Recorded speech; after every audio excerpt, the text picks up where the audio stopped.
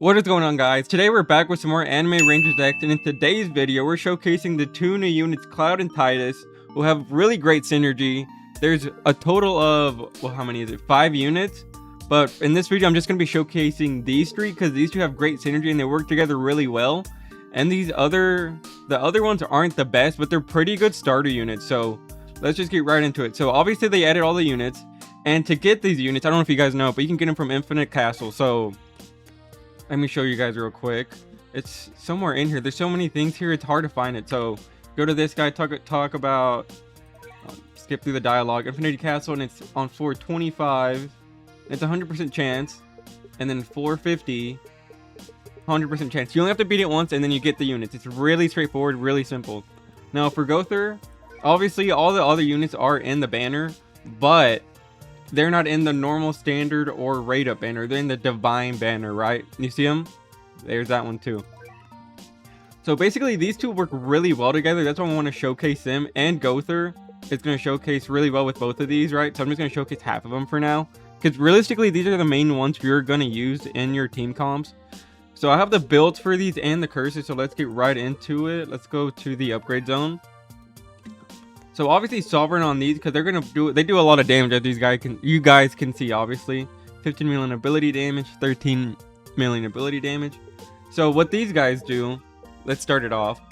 So Cloud has two stances, right? Light and heavy. So I'm going to just kind of break all this stuff down for you guys in case it doesn't really make the most sense, because I know this stuff is kind of confusing. So when he's in light mode, his ability is disabled, so he's going off pure, like, normal damage, right? Times ability damage times 10, for example, and then it gives a good percent, and it gives you a percentage, right?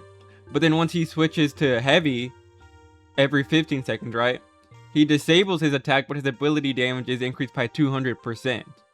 So this stuff is important to know when you want to get into his curses. So, and then his ultimate is kind of where it's really good, and it stacks, right? So this is good for infinite and for longer stages where you might take a little bit longer, right? So he's got two, DPS and support. And then obviously here's a rotation, DPS support, and then it goes back to loop to DPS support, right? So it has a short cooldown, I think, too. So obviously he's going to be in DPS first, so every attack applies bleed. Both of his main attack and ability are immediately followed up with an instant hit after each use. Pull up uses the cloud damage value.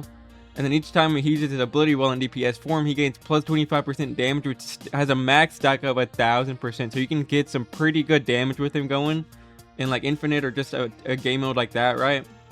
And then his support form, right? So this is the second form. So every attack he applies stun, slow, chain, bubbled, and explosion. Additionally, cloud buffs all allies. So he's a buffer too. He'll buff everybody by a pretty good amount. 55% ability damage and attack cooldown, SPA. And it does not stack with other similar units, right? So he's pretty good. He can put out some damage, right? And then, oh, that's on Omega Dragon. And then Tidus, right? His passive is kind of similar. So he can now use his main attack, but instead he deals 400% damage and applies stun. So that's his first passive. Second one, after 30 seconds of being deployed, he releases a powerful strike that applies both bleed and poison, which is DOT, damage over time. And the Dev Note Soul of Blood synergy doubles these damage over time effects if active. So I've been playing around with it, and I've been using the Soul of Blood on him because I actually do have one spare. And he does seem to put out some damage. But then again, this is another good synergy, right? Universal change. If him and Tidus are on the same team as Cloud, or if Tidus and Cloud are on the same team, they both get 100% damage, and it decreases by 10% each time either unit is deployed again. So basically, once they die, they are going to be doing less damage. So you don't want these units to die, is the main thing, right? And then the buffers, obviously Griffin is just going to buff. Lullaby is going to buff. Here's the other one. Okay. Then Gother, right? So he's pretty interesting, right? So he's only got 2 passives, but the passives he does have are pretty good. So in his first one, his attack can invade the enemy's mind on hit, causing them to attack other enemies instead of allied units. This effect lasts for 15 seconds and has a 10-second cooldown, right? Not super duper crazy, but it's useful. The second one is what we're focusing on, right? So every 5 seconds, he buffs a random ally in range with 100% damage, minus 50% SPA, minus 20% ability cooldown, and 75% ability damage. This buff does not stack.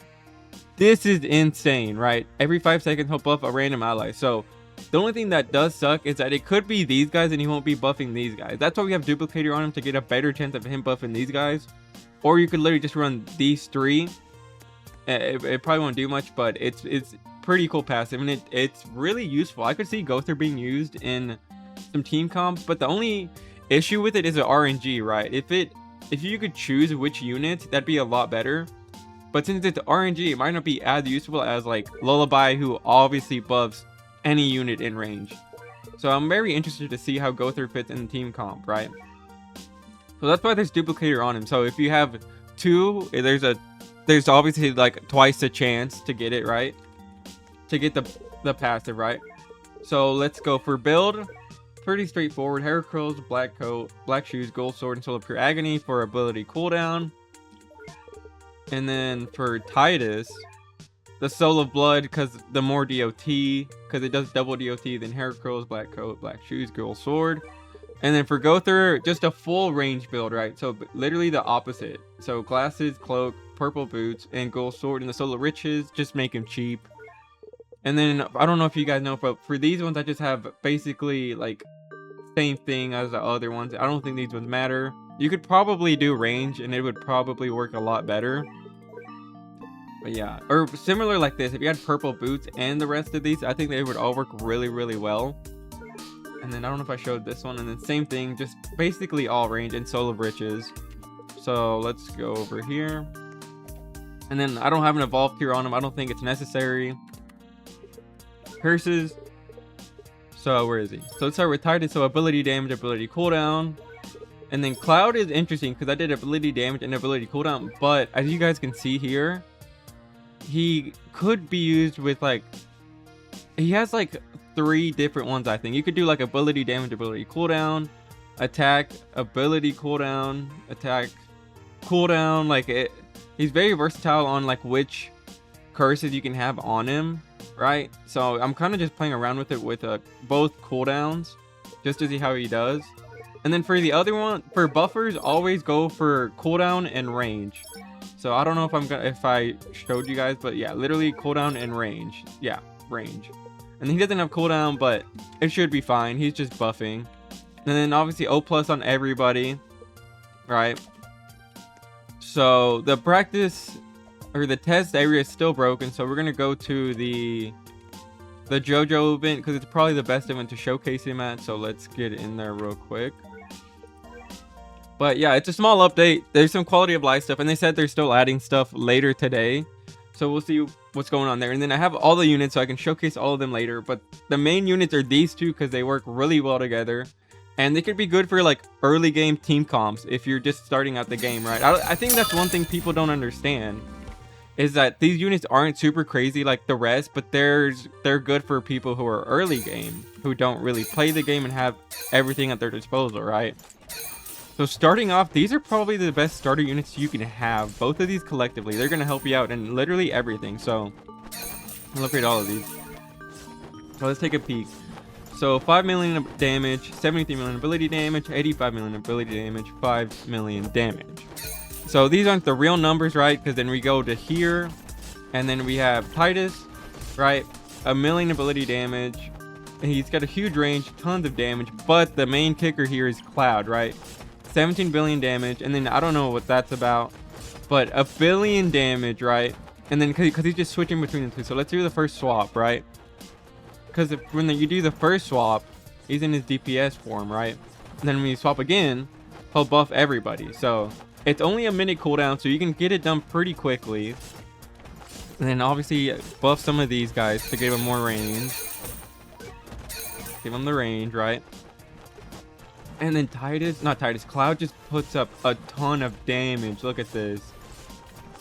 And then obviously Tidus is here for support, but he still does a ton of damage with the right buffer. These guys do so much damage. It's insane. And then obviously he buffs everybody else, which is gonna buff this guy. And they're just dishing out damage at like crazy. Billions and billions of damage. They can clear this event not super duper quick, but these units are just insane. These two units are the best early game units you guys can get as new players, and it's not super hard to beat the event because it's literally a, what do you call it? It's an infinite, and infinite is relatively easy with like not the best units. So people are just outraged because these units aren't that good and the update's not good. But these units are also for early game players who don't really play the game. Like, we have so many good units. These are, and it's hard for new people to get units. So this is a good mix between like still meta units, but also easy to get for new players. And I don't think people realize that. But yeah, there's this. And then I forgot to mention this in the update. They also added, yeah, they are kicking his butt, right? Doing, obviously Cloud's the main DPS here, but obviously Tidus is gonna buff and deal damage too, right? So about like 2 minutes. So last thing before I end the video, because I don't know if you guys knew this, because there's a lot of stuff that wasn't said in the patch notes in the game that was said in the Discord. If you guys haven't joined the Discord, join the Discord for ARX, because they're always posting like codes, leaks, updates, the whole everything. So a lot of you guys might not know, because I don't think it was mentioned in this update log, right? Yeah, it was not mentioned. Oh, well, obviously this was mentioned, right? But basically, if you go to the upgrade zone, you can you can turn your normal trait rerolls into divine rerolls, right? I don't know, you might have seen it. Where is it at? Here. So, oh wait, they changed it, huh? Interesting. So last night when I was playing, this was only 500 out of 1,000. That's interesting, huh? Now divine rerolls are like way better than trait rerolls, but giving up giving a 500, I think was fair. Like I saw that and it was like worth it, but giving up 1,000, that's kind of a little extreme. You can do it, but I don't think they've still fixed the odds on these, because these need to be easier to get. They said the Ranger and the Beyonder, because I have almost 800,000 trait rerolls and I would only get 776, which in hindsight is like days of grinding. And it's not even guaranteed I get Dark Ranger or the Beyonder. So that's interesting, because it was at 500 yesterday or last night when I played. But that's interesting. There's still some things I need to fix, and I'm sure they'll get it out soon to everybody. But if you guys are new to the game and you need good units, get these two and get Gother. They're all easy to get, and then just some other buffers, and you will be set for the rest of the game. So if you guys have any questions, let me know down below, and I'll be making more videos and making more content, and then I'll be trying to play some ALS soon. I've been getting back into that and it's been popping. So if you guys enjoyed, make sure you guys like, comment, subscribe, and we'll see you in the next one.